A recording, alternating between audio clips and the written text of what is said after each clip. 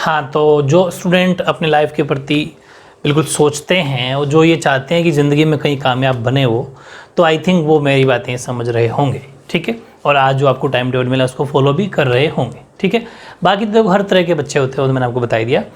और अपन इस एक्सरसाइज की बात करें तो मैं इतना शानदार, मैं अपने आप पे कह रहा हूँ ना, खुद की प्रशंसा कर रहा हूँ मैं इस चैप्टर में, तो क्योंकि बहुत ही शानदार और बहुत ही ईजी लैंग्वेज में ऑथेंटिक, ऐसा नहीं कि बस जैसा बुक में डिटो छाप दिया लोग, ऐसा वो नहीं है सिस्टम यहाँ। मैं आपको सोचना सिखा रहा हूँ। ट्रिग्नोमेट्री, ज्योमेट्री, ये दो वो टॉपिक हैं या दो वो सब्जेक्ट हैं, ऐसा मान लो आप। मैं सब्जेक्ट ही नाम दूंगा ज्योमेट्री और ट्रिग्नोमेट्री को, जो लाइफ में हर किसी के बस की है ही नहीं, है ही नहीं।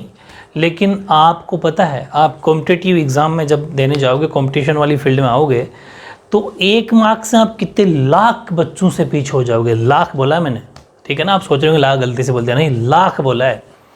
अगर 1 मार्क्स भी आपके कम रहता है तो पता नहीं कितने लाखों स्टूडेंट से पीछे हो जाओगे, समझ गए।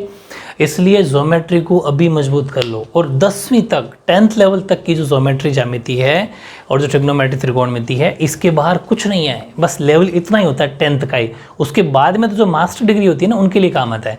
बाकी बड़े बड़े कॉम्पिटिटिव एग्जाम के अंदर 10th लेवल बस। ये गोल्डन चांस है, रोजाना कह रहा हूँ, मौका है, पढ़ लो पढ़ लो, ठीक है। इसके 3 एग्जाम्पल करे थे बहुत ही शानदार। ये एग्जाम्पल और 5वां एग्जाम्पल एक से बड़ा एक एग्जाम्पल है। बस बात यह है कि सोचना सीखना है। पहले क्वेश्चन को पढ़ो, फिर सोचना सिखाता हूँ। हाँ, अब देखो फिर क्वेश्चन अपन देखते हैं। बहुत ही टॉप लेवल का क्वेश्चन, बहुत टॉप लेवल का क्वेश्चन, ठीक है। लेकिन सोचना सिखा दूंगा, चिंता मत करो। ये कह रहा है कि ABCD एक चतुर्भुज है, ठीक है। ABCD है क्वाड्रिलेटरल, लेकिन तुरंत क्वाड्रिलेटरल बनाना शुरू कर देंगे अपन, क्योंकि हमारे पास क्वाड्रिलेटरल नहीं है। एग्जाम के अंदर क्वाड्रिलेटरल बना के आना है, ये भी ध्यान रखना। लेकिन ये क्वेश्चन बड़ा शानदार है। इसने कहा कि वो क्वाड्रिलेटरल तो है, लेकिन जो इसकी आप भुजाएं दोगे, AB, BC, CD और DA, 4 भुजाएं जो दोगे, जो 4 साइड दोगे, AB, BC, CD, DA, उन पर पॉइंट लिखने हैं आपको, P, Q, R और S। P, Q, R, S वो इस प्रकार हैं, P, Q, R, S ध्यान से सुनना, इस प्रकार स्थित हैं कि वो चतुर्भुज के शीर्ष A व C के सापेक्ष। पहली बात तो ये बहुत बड़ी चीज़, यानी कि वह यहाँ से अगर मैं इंग्लिश की बात करूँ, DA respectively in such A way that they trisect. एक तो ट्राइसेक्ट आया, वर्टिसेस की बात की A एंड C, मतलब बहुत बड़ी चीज़ आई, समत्रिभाजित। और ये बहुत बड़ी चीज़ है। ये समत्रिभाजित वर्ड अपने आप को पता है 9.2 में पढ़ा था। हालांकि 9.2 आपके इस सिलेबस में इस बार हटा दी, लेकिन उस 9.2 में जब समत्रिभाजित ट्राइसेक्शन की बात आती थी, 1:2 और 2:1 करके अपन सेक्शन फॉर्मूला लगाते थे, वो M1 M2 वाला, मतलब विभाजन सूत्र याद आ रहा है। बस तो ध्यान ये रखना, मैथ्स में जहाँ पर ट्राइसेक्शन वर्ड दिख जाए उसका मतलब है 1 और 2, या फिर 2 और 1, ये ध्यान रखना है। अब ये जो डायग्राम तो बना लोगे, लेकिन एक जो ये शब्द लिखे है ना, उसने A व C के सापेक्ष, यानी कि the vertices of A and C, इसका आपको ध्यान रखना है। इसका मतलब ये, सपोज आपने कोई सा भी कैसा भी एक क्वाड्रिलेटरल बना दिया, उससे कोई फर्क नहीं पड़ेगा, वो कैसा है बना लो आप। इसको क्या नाम देना है, ABCD, ठीक है, ABCD नाम दे दिया। अब इस AB का जो पॉइंट AB पर P है, BC पर Q है, CD पर R है, DA पर S है, लेकिन बीचों बीच नहीं है, वही तो सीखना है। वो है ट्राइसेक्शन, ट्राइसेक्ट है, समत्रिभाजित। मतलब अगर ऐसा है तो दूसरा इतना, मतलब जैसे कोई एक लाइन है, ये अगर 6 सेंटीमीटर की है तो एक टुकड़ा 2 सेंटीमीटर का, दूसरा 4 सेंटीमीटर का, ये होता है 1:2। मेरी बात समझ में आ गई। या फिर इधर से लेना चाहते हो तो एक 4 सेंटीमीटर पर और एक 6 सेंटीमीटर पर, एक 4 का एक 6 का, समझ पा रहे हो, मतलब एक 4 का एक 2 का, लेकिन ये हो जाएगा 2:1। बात एक ही है, कैसे ही बोल दो चाहे, समझ में आ गई। इस चीज़ का ध्यान रखना है, मतलब बराबर 3 टुकड़े, लेकिन बराबर 3 टुकड़े नहीं लिए जाते, 1:2 लिया जाता है या फिर 2:1 लिया जाता है। तो सपोज अपन ने 1:2 ले लिया, ये एक टुकड़ा और एक ही इसका दुगना, इसको नाम दे दिया P। ऐसे ही अब मेरी बात को समझना है।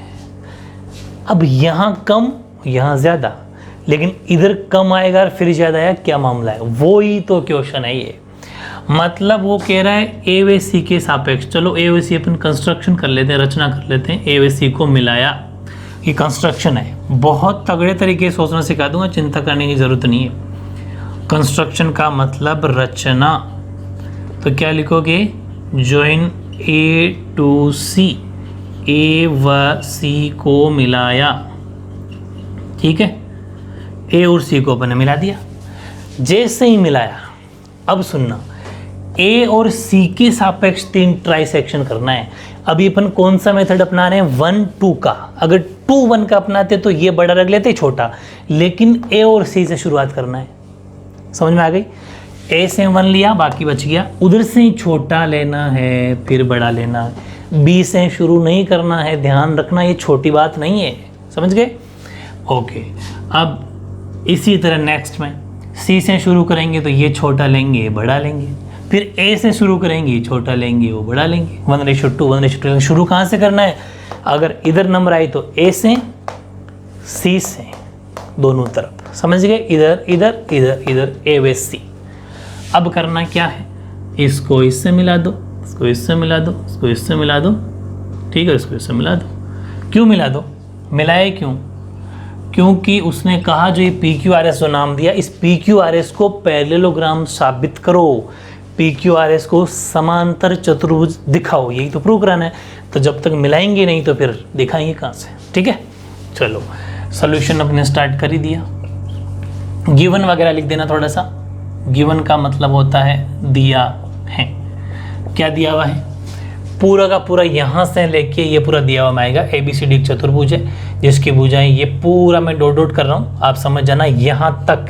ये आपको आलस नहीं करना है, मेरे साथ के साथ गिवन में लिखना है ये, ठीक है, बस इतना गिवन आ जाएगा, दिया है। इंग्लिश वाले भी रेस्पेक्टिवली ट्राइसेक्शन तक भी लिख सकते हो, A व C तक। हिंदी वाले भी, मतलब ऑलमोस्ट पूरा गिवन में आएगा कि सापेक्ष समुद्विभाज्य करते हैं, इतना इतना लिख दें भाई। गिवन में कहाँ तक? यहाँ तक, ठीक है।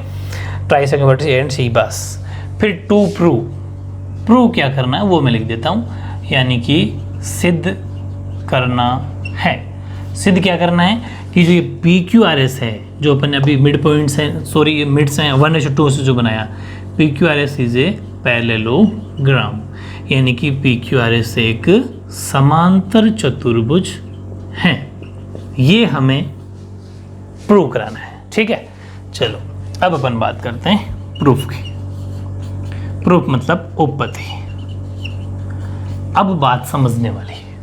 हमारे पास कुछ गिवन क्या है? गिवन ये है कि ये सब कुछ ऐसा ऐसा है जो हम लिख दिया, लेकिन ये कहीं पर भी लिखा हुआ नहीं है कि ये इसके पैरेलल हैं। पूरी बात समझना, ये PQ इसके SR के पैरेलल है, समांतर है। जब तक ये नहीं होगा तब तक ये नहीं होगा, क्योंकि PQRS एक समांतर चतुर्भुज कब होगा बताओ? जब उसकी आमने सामने की भुजाएं, ऑपोजिट साइड्स आर पैरेलल होगी। ऑपोजिट साइड, आमने सामने की भुजाएं समांतर होगी, तब वो समांतर चतुर्भुज होगा, मतलब पैरेललोग्राम होगा। इसका मतलब हमें शो क्या करवाना है कि PQ के समांतर SR हो जाए और PS के समांतर यानी कि पैरेलल QR हो जाए, ये हमें दिखाना है। अब कैसे दिखाएं? हमें याद आई BPT की, थेल्स थ्योरम की, लेकिन थेल्स थ्योरम तो कहता है अगर पैरेलल हो तो इसीलिए तो मैंने जो थ्योरम की प्लेलिस्ट आपको दी है उसमें मैंने वो भी करवाया BPT का इन्वर्स, मतलब BPT का विलोम, मतलब आधारभूत आनुपातिकता प्रमेय का विलोम, मतलब थेल्स प्रमेय का उल्टा। उल्टा क्या कहता है कि अगर भुजाएं का रेशियो मतलब समान हो, मतलब साइड का रेशियो समान हो, भुजाओं का रेशियो अनुपात बराबर हो, तो वो पैरेलल होती है।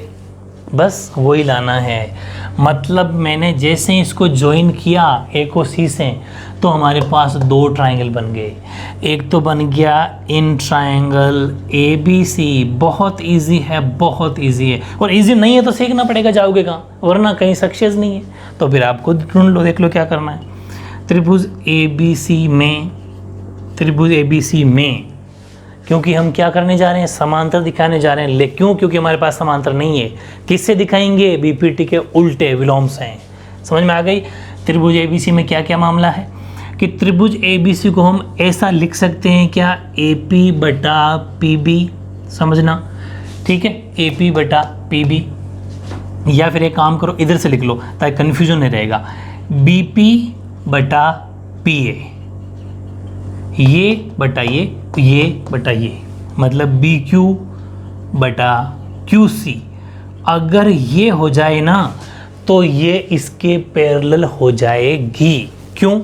क्योंकि बीपीटी क्या कहता है, मतलब थेल्स थ्योरम क्या कहता है, थेल्स थ्योरम में क्या कहता है कि अगर ऐसा है तो फिर ये पी क्यू समांतर हैं एसी के, तो हैं। अब हमें यही करना है कि क्या ये बराबर आ सकता है क्या, समझ गए? बस इसको बराबर लाना चाह रहे हैं हम। अगर ये बराबर आ गया तो ये पीपीटी यहाँ पर लग जाएगी और हमारा आधा आंसर आ जाएगा। फिर हम इन दोनों को दिखा लेंगे, आंसर आ गया। चलो ट्राई कर रहे हैं। अब हमने क्या करा कि हमने इस ये बराबर दिखाने की कोशिश की। तो एक चीज़ ध्यान रखना, जहाँ पर अपने दिया हुआ लिखा था, ये जो गिवन लिखा ना अपने गिवन, वो थ्योरी तो आपने लिखी दी, उसके बाद में एक चीज़ और लिखना, जो आपने ये शब्दावली लिखी, जो ये वर्डिंग लिखी कि ए व सी के सापेक्ष सम त्रिभाजित। इसका मतलब ये होता है कि मैं यहाँ लिख रहा हूँ गिवन, बहुत इंपॉर्टेंट चीज़ तो ये इस बॉक्स में लिख रहा हूँ मैं, वो दिया हुआ मैं ये ए पी या फिर बीपी, शुरू करो बीपी से। बीपी इतनी पावरफुल है कि जब एपी को 2 से मल्टीप्लाई करोगे तब जाके बीपी के बराबर आएगा। समझ में आ गई क्या? कैसे? कि इससे बीपी दुगनी है, तो दोनों को बराबर कब करेंगे? जब एपी को 2 से मल्टीप्लाई करेंगे तब जाके बीपी के बराबर आएगा। ये लिखना भी सीख लेना, वरना कन्फ्यूजन होता है। कहाँ होता है? एपी बराबर 2 बीपी लिखते हैं कि बीपी तो उससे दुगुना है, तो बीपी उससे दुगुना तो बराबर करना है, यहाँ तो अपन को दुगुना थोड़ी दिखाना है भाई। सपोज कोई एक बंदा 60 किलो का है, ठीक है, और दूसरा बंदा इससे आधा है, तो इसको बराबर कैसे करेंगे? जब उस दूसरे बंदे 30 किलो वाले को 2 से गुणा करेंगे। समझ में आ गई?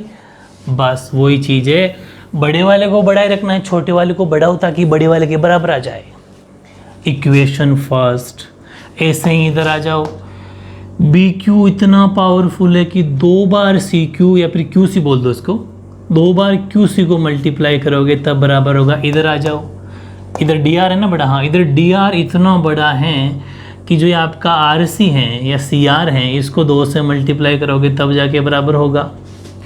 इधर आ जाओ, ये डी एस इतना पावरफुल है कि इसको 2 बार ए एस या एस ए से मल्टीप्लाई करोगे तब जाके बराबर आएगा। बहुत बड़ी बात, ये दिया हुआ है अपन को। क्यों दिया हुआ है? क्योंकि एक वर्ड लिखा हुआ था ट्राई सेक्शन, सम त्रिभाजित। बताओ कितना बेसिक, इतना मौका है आपके पास मजबूत करने का ज्योमेट्री। अब आओ इधर, हमने इसमें आना है वापस, ये दिखाना है हमें, ये हमारा टारगेट है। चलो हमने क्या किया, वो चीज़ अप्लाई करना शुरू करी कि अब इनमें क्या करते हैं, एक एक चीज़ उठाते हैं, क्योंकि दोनों बराबर तो आ नहीं सकती। तो पहले हमने लिया इन ट्राइंगल, अब इसको तो मैं मिटा रहा हूँ 1 मिनट के लिए ना, क्योंकि ये तो हमने मन में सोचा। चलो साइड में लिख देता हूँ, फिर आपको कन्फ्यूजन नहीं होगा। ये तो हमने मन में सोचना है, ठीक है, हर चीज़ बताऊँगा ओपन, बिल्कुल। अब हमने क्या करा, पहले इस पोर्शन को उठाया, बी पी बटे पी ए, ठीक है, बी पी बटे पी ए। बीपी को लिख सकते हैं 2, अच्छा मैंने एपी लिखा, इधर पीए लिख दिया, कोई बात नहीं। आप इसको बीपी बटा पीए लिखा था ना, तो आप इस एपी को पीए भी तो लिख सकते हो, एक ही बात है ना भाई। एपी बोलो चाहे पीए बोलो, ताकि यहाँ की वर्डिंग सेम हो जाए। तो बीपी को लिख लिया अपन ने 2PA और नीचे भी PA, ठीक है। अब क्या हुआ कि PA से PA कट गया, तो BP अपॉन PA बराबर 2। समीकरण वहाँ 4 दे चुके, तो यहाँ दे दो 5 और यहाँ लिख देना फ्रॉम इक्वेशन 1, समीकरण 1 से। कैसे भाई, आपने 2PA कहाँ से लिया, इक्वेशन 1 से लिया, लिख दिया। इसको 5 देंगे क्योंकि 4 तो ऊपर बना के आगे, ये तो गिवन में लिखना है, ये गिवन में लिख के आना है। अब सुनो, फिर हमने उठाया ये वाला पोर्शन, ये लिया अपन ने BQ अपॉन QC। BQ को बोल सकते हैं 2QC, नीचे भी QC से QC कट गया, तो यहाँ पर भी आ गया BQ अपॉन QC बराबर 2। मतलब कि यहाँ भी 2, यहाँ भी 2, समीकरण 6। इसका मतलब हम इक्वेशन, ध्यान से समझना, समीकरण 5 व समीकरण 6 से, ठीक है।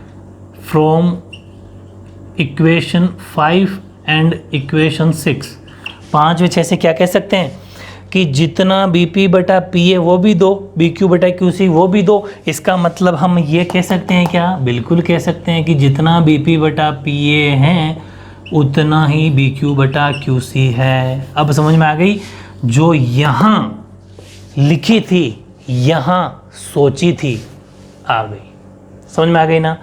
यहाँ जो लिखी थी यहाँ जो सोची थी ले आए, और ये आते ही हमें BPT की याद आ गई, क्योंकि BPT ने कहा था कि अगर ऐसा हो तो फिर ये इसके पैरेलल हैं, तो हम कह सकते हैं PQ समांतर AC।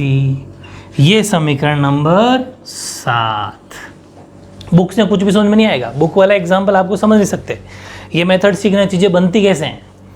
चलो समीकरण 7 दे दिया, अब हम इसको तो दिखा दिया, एक चीज़ काम की, AC हमारे काम की नहीं है, हमें PQ को SR के समांतर दिखाना, लेकिन AC एक जरिया है, AC एक हमारा बिचौलिया है, सपोर्ट करने वाला है।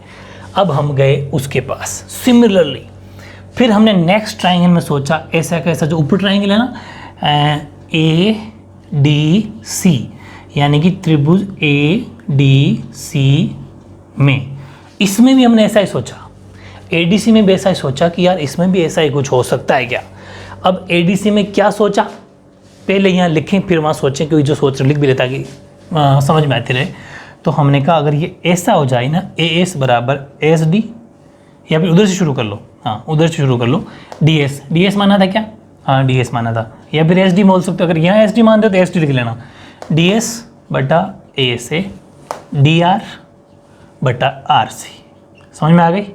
चलो ये हमें लाना है, फिर BPT को याद करना है, और फिर इसको इसके पैरेलल दिखाना है। समझ गए। चलो ट्राई कर रहे हैं। ट्राई की तो हमने कहा कि अगर ऐसा हो तो एक एक साइड का रेशियो अपन उठा सकते हैं। जैसे यहाँ पर जो हमने सोचा था एक साइड का रेशियो उठाया, अब हमने उठाया कि त्रिभुज इसमें DS बटा ASA, DS बटा ASA, DS को लिखा जा सकता है 2ASA, नीचे भी ASA से ऐसे कट गया, 2 आ गया, मतलब DS बटा ASA 2 आ गया नहीं आ गया, ठीक। इक्वेशन दे देंगे 8। फिर नेक्स्ट हमने लिया DR बटा RC, DR को हम मान सकते हैं 2RC, और नीचे भी RC, यहाँ भी 2 आ गया, ठीक। इक्वेशन 9। तो समीकरण 8 व 9 से फ्रॉम इक्वेशन 8 एंड 9 हम ये कह सकते हैं क्या, ये DS बटा ASA बराबर DR अपॉन RC, ठीक। अगर ये ऐसा है जैसे यहाँ पर इक्वल दिखाया था, देखो ये ऐसा हुआ था, दोनों से ये दिखाया था।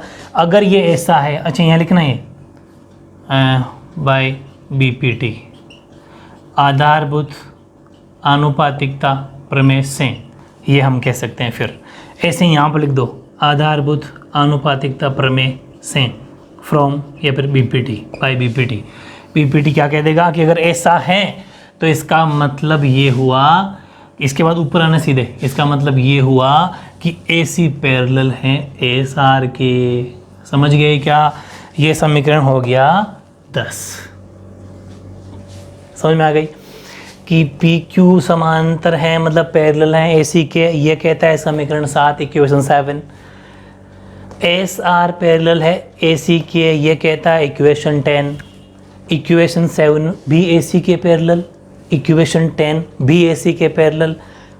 इसका मतलब ये हुआ PQ AC के पैरेलल, SR भी AC के पैरेलल।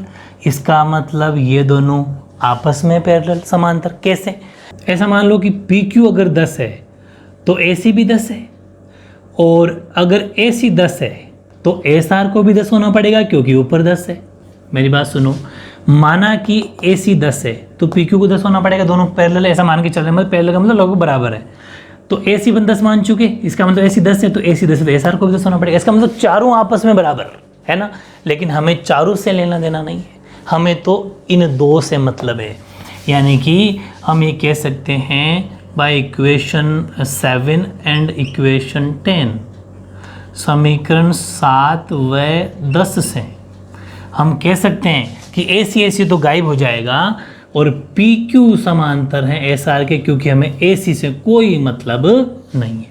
ये बात हमने निकाल दी, PQ समांतर है SR के, बहुत बड़ी चीज़।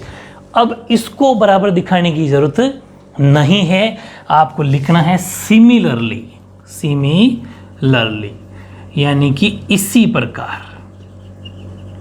प्रकार जब हम B को Q से मिला देंगे, क्या कि when the join B to D, then SP parallel QR या फिर RQ बोल दो, एक ही बात है, या फिर इसको PS बोल दो, PS वो भी हो जाएगी कि इसी प्रकार B को D से मिलाने पर PS भी समांतर हो जाएगी QR के। और सुनना मेरी बात, इसको दे देंगे 11, इसको दे देंगे 12, ये तो हमने निकाल दी। ये निकालने की ज़रूरत नहीं होती, ज्योमेट्री का ये सबसे बेस्ट मेथड है। अगर सेम टू सेम चीज़ ऑपोजिट हो तो वो निकालने की ज़रूरत नहीं पड़ती, वहाँ पर सिमिलरिटी करके छोड़ दो, मार्क्स नहीं करते वहाँ, ध्यान रखना आप, मार्क्स नहीं करते। इसी प्रकार के लिखा जाता है, क्योंकि डिट्टो सॉल्यूशन उसमें होगा। कैसे कि जैसे अपन इसको मिलाएंगे ऐसे, फिर वही बात, ये दुगनी, ये सेम टू सेम थ्योरी, बस वर्डिंग चेंज हो जाएगी, लेकिन वो करने की ज़रूरत बिल्कुल नहीं होती, ये ध्यान रखना। तो समीकरण 11 कहता है कि ये इसके पैरेलल है, 12 कहता है कि ये इसके पैरेलल है। इसका मतलब from equation 11 and 12 we can say that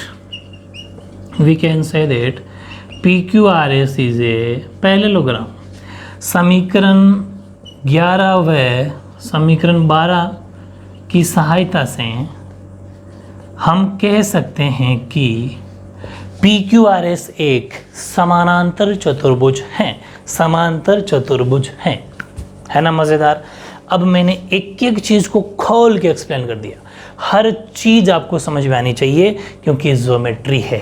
अब आप कभी भी, मेरे हिसाब से अगर आपने पूरा एक एक सेकंड समझा है, तो ज़िंदगी में ऐसा क्वेश्चन कभी भी आपके रॉन्ग नहीं होगा। ठीक है, ओके।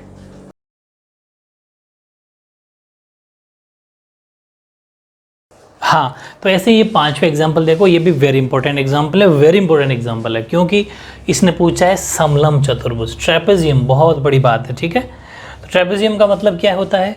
सबसे पहले देखो ये है कि क्वेश्चन में जब भी आपको किसी चीज़ को प्रूव करना हो ना, कि इसको समलम प्रूव करो या फिर ट्रेपेजियम प्रूव करो, तो उस जैसा डायग्राम बनाना है। जैसे चौथे में अपने एग्जाम डायग्राम बनाया, वो तो कोई खास नहीं था, क्योंकि कैसा बना, तो उसमें नाम नहीं था कि डायग्राम कैसा बनाना है। लेकिन इसमें अगर समलम बनाना है तो आपको समलम ही बनाना है, मतलब ट्रेपेजियम जैसा ही बनाना, ऐसा होता है ट्रेपेजियम। ठीक है, खास बात क्या होती है समलम की? इसकी आमने सामने की भुजाएं समांतर होती है, मतलब अपोजिट साइड आर पैरेलल। ठीक है, आमने सामने की ये वाली दो साइडें पैरेलल होती है और ये दो नॉन पैरेलल होती है, मतलब ये कभी भी समांतर नहीं होती, कहीं ना कहीं जाके मिल जाती है। समांतर वो होती है, पैरेलल वो होती है जो कभी नहीं मिलती, तो ये आपस में पैरेलल होती है, ये और ये खास बात होती है। ठीक है, और इसको अपन कुछ नाम दे देंगे। इसने कहा वो दे देंगे, इसने कहा कि ABCD। ठीक है, क्वेश्चन में जो बात मेंशन हो ABCD, तो ABCD नाम दे देंगे। इसने कहा कि एक चतुर्भुज है, इस तरह का चतुर्भुज ABCD नाम है, उसके विकर्ण, विकर्ण का मतलब डायगोनल। अब इसके डायगोनल मतलब एक तो ये डायगोनल, ठीक है, एक ये डायगोनल, मतलब विकर्ण, ये विकर्ण खींच दिए अपने। ठीक है ना, ये जो दोनों विकर्ण है वो ओ पर प्रतिच्छेद करते हैं, मतलब ओ पर इंटरसेक्ट करते हैं। दोनों इंटरसेक्ट कहाँ करते हैं? ओ पर इंटरसेक्ट करते हैं। समझ में आ गई? चलो, दोनों ओ पर इंटरसेक्ट कर दिया। अब फिर उसने कहा कि इस प्रकार इंटरसेक्ट करते हैं कि ऐसा हो जाए, ऐसा होता है, AO बटा BO और CO बटा DO। तो फिर सिद्ध करो, प्रूव दैट कि ABCD is a trapezium, ABCD एक समांतर चतुर्भुज है। ये क्वाड्रिलेटरल था हमारे पास। क्वेश्चन आई थिंक सबको समझ में आ गया होगा। अब पहली बात तो ये कि उसने अपन को दिया क्या? उसने अपन को ये कहा कि ABCD जो है ना, ABCD is a parallel, ABCD quadrilateral, बस इतना सा कहा है कि ABCD एक चतुर्भुज है। ठीक बात है। फिर उसके बाद उसने कहा कि उसके डायगोनल है, इट्स डायगोनल, यहाँ से लिखना है उसके विकर्ण, विकर्ण परस्पर बिंदु O पर प्रतिच्छेद करते हैं।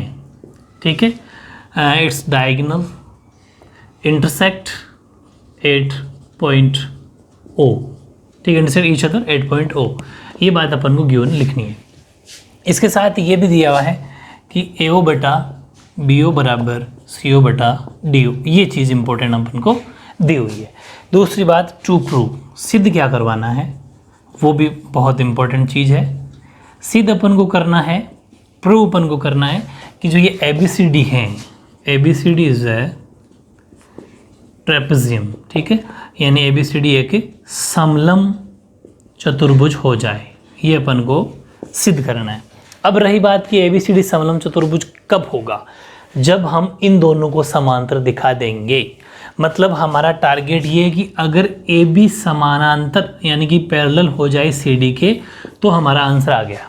ये हमारा टारगेट है। सोल्यूशन करने से पहले ही दिमाग में क्वेश्चन आ जाना चाहिए कि हमें करना क्या है। तो AB को CD के समांतर दिखाना है, ठीक बात है। अब शुरू करते हैं इसका सोल्यूशन। सोल्यूशन समझते हुए चलना। सबसे पहले अपन को गिवन क्या था, गिवन था AO बटा BO equals to CO upon DO, ये अपन को गिवन था, मान गए, है ना, ठीक बात। अब मेरी बात सुनो, ये जो चीज़ गिवन थी अपन को AO बटा BO और CO बटा DO, हम पैरेलल जब भी किसी चीज़ को दिखाना चाहते हो, समानांतर अगर किसी को दिखाना चाहते हो, तो हमेशा थेल्स प्रमेय की याद आती है, या तो थेल्स थ्योरम या थेल्स थ्योरम का उल्टा, ठीक है। तो थेल्स थ्योरम का विलोम, वो दोनों अपन देखते हैं। तो अपने थेल्स प्रमेय को याद किया कि यार अगर ये ऐसा है AO बटा BO CO अपॉन DO, लेकिन यार इससे तो अपन को कुछ मिलेगा ही नहीं भाई, इससे तो अपन को कुछ नहीं मिलेगा। इससे कुछ नहीं मिलेगा मतलब कोई साइड को अपन पैरेलल नहीं कह सकते, समानांतर नहीं कह सकते। तो हमने क्या करा, इस डायग्राम के दो टुकड़े बनाने की कोशिश करी कि इस डायग्राम को मैं अगर इस नज़र से देखूं, बहुत ईजी है, सोचना सिखा रहा हूँ मैं आपको। जैसे ये वाला हिस्सा उठा लूँ मैं, इस वाला पोर्शन उठा लूँ, ये और CBA, हाँ ये उठा लूँ जैसे, ठीक है, जो इधर से लाइन जा रही है इसको मत देखो, और एक इसका ऊपर का हिस्सा ये जो आपका CD और ये वाला हिस्सा, ठीक है, ये दो त्रिभुजों में बटा हुआ ये, इसकी नज़र से देखना, इसके इधर और इसके ऊपर दो त्रिभुज मोटा मोटी अपन देखते हैं, या फिर इधर से देख लो तो ये दोनों त्रिभुज हो जाएंगे, वो बड़ी बात नहीं है। अब हमने देखा यार अगर ये ट्राइंगल है ना, अगर ऐसा होता ना, जैसे ये बीच में O है, इसके बीच में O है, हाँ सही है, यहाँ से अगर एक लाइन ड्रॉ कर दें अपन ऐसे, कुछ भी नाम दे देते हैं, सपोज ABCD E दे देते हैं, कुछ नाम दे दिया E। अगर ये ऐसा होता ना, तो हम इसमें ये बटा ये बटा ये अपॉन ये कह देते, थेल्स पर में लग जाते, थेल्स पर में लग जाती ना। इसका मतलब हमें ये छोटा सा कंस्ट्रक्शन करना पड़ेगा, ठीक है। तो बस वही चीज़ अपन को यहाँ लिखना है। एक छोटी सी बात, इस प्रूफ से पहले एक लाइन और लिखनी है, और वो है कंस्ट्रक्शन। अब समझ रहे होंगे आप, कंस्ट्रक्शन भी किया तो क्यों किया, क्योंकि थेल्स प्रमेय लगाना चाह रहे थे। थेल्स प्रमेय जब तक नहीं लगेगा आंसर नहीं आएगा, समझ रहे हो, क्योंकि थेल्स प्रमेय ही, थेल्स थ्योरम ही किसी साइड को पैरेलल दिखाता है। उसके लिए ट्राइंगल होना जरूरी है, त्रिभुज होना जरूरी है, और त्रिभुज में साइड पैरेलल यानी समानांतर होना जरूरी है। इसलिए तो कंस्ट्रक्शन वाली लाइन ये है, देखो ये, इसके बराबर में लिखना कि हमने क्या करा कि O को, जो O है, O को E से मिलाया, join O to E, O को E से मिलाया, लिख दिया।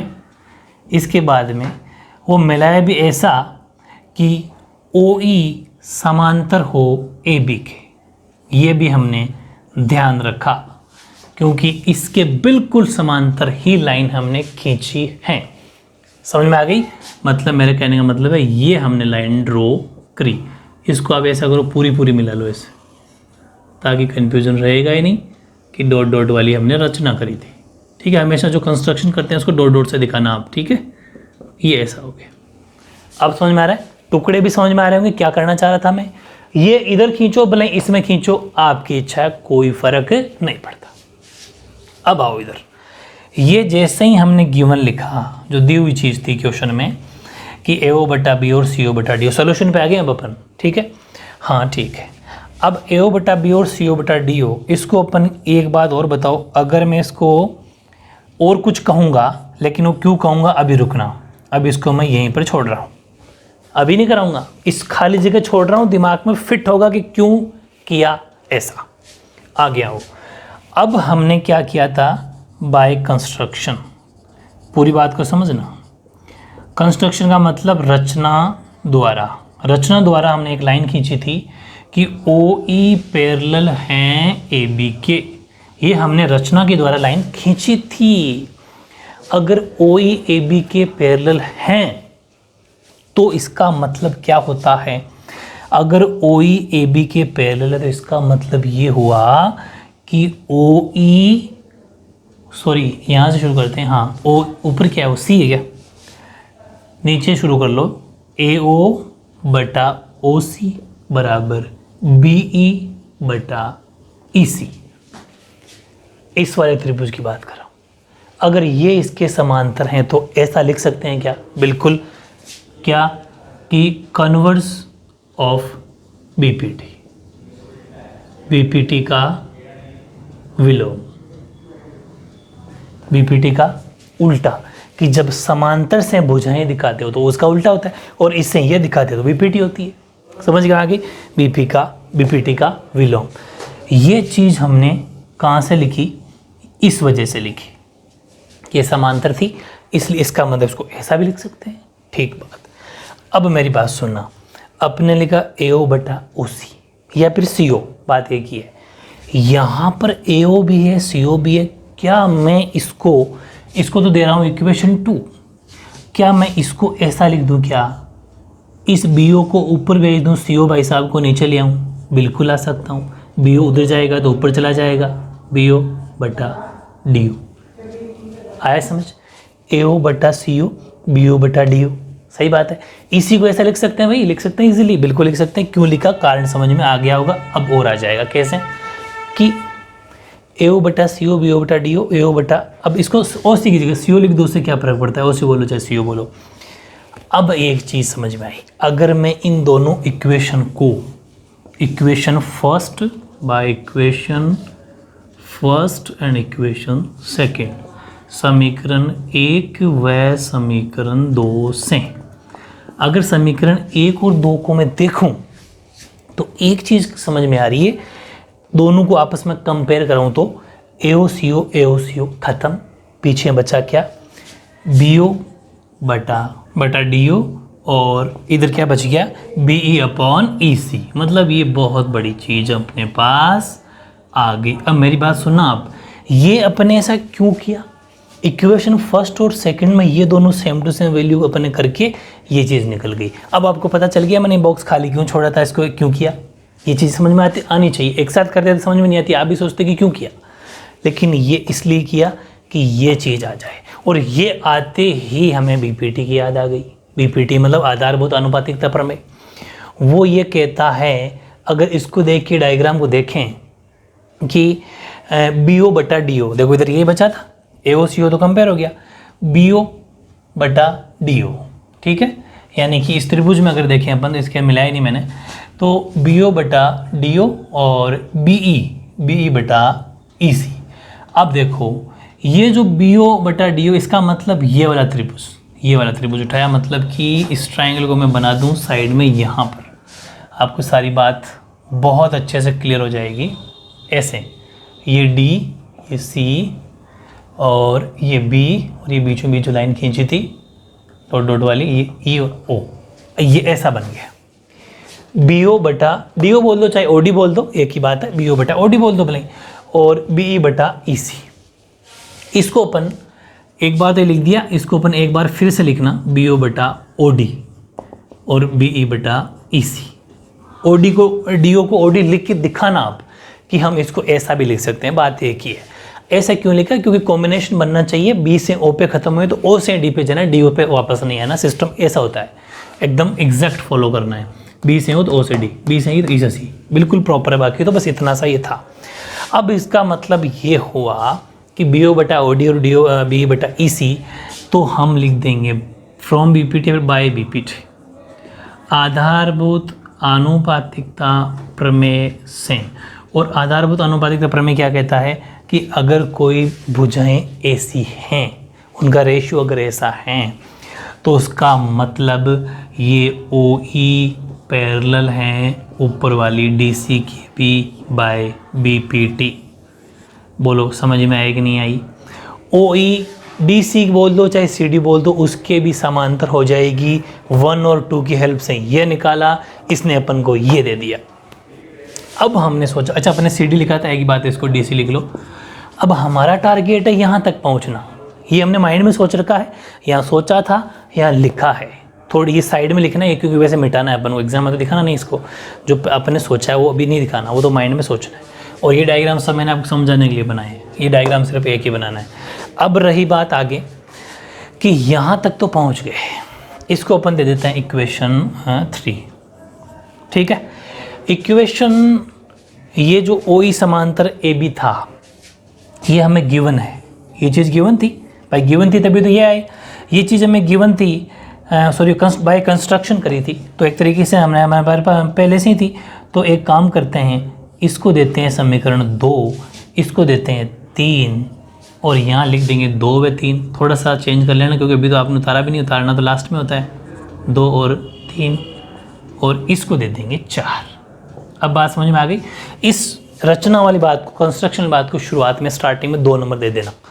अब मेरी बात सुनो, बाय इक्वेशन 2 एंड इक्वेशन 4, समीकरण 2 व समीकरण 4 से, समीकरण 2 कहता है कि जो ओ ई हैं वो पैरेलल हैं ए बी के।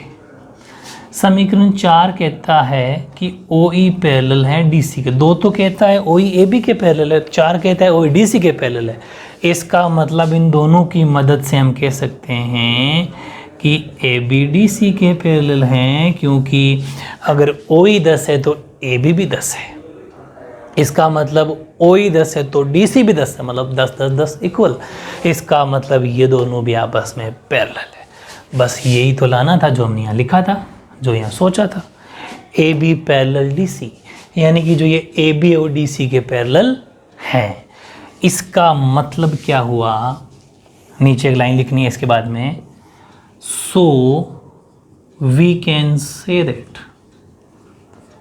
अतः हम कह सकते हैं कि A B C D is a trapezium, क्योंकि अतः हम कह सकते हैं कि ए बी सी डी एक समलम चतुर्भुज हैं। क्यों? क्योंकि ए बी सी डी समलम क्यों है? क्योंकि अगर उसकी एक जोड़ा कोई सा भी चाहिए वाला, अगर आमने सामने दोनों साइडें आपस में पैरेलल है, समांतर, तो वो समलम होता है। बड़ा मज़ेदार है कि नहीं? अब बताओ ज्योमेट्री कहाँ मुश्किल है? अगर एमवी सीरीज ऑफिशियल चैनल पर पढ़ोगे तो कुछ भी मुश्किल नहीं है, बस मेरी बात को फॉलो करते हुए चलना है। एक एक चीज़ खोल के बता दी है मैंने आपको। ये मेथड, ये मौका कहीं नहीं मिलेगा, आपको इसको अपनाना है और अपना फ़ायदा करना है, ठीक है? ओके।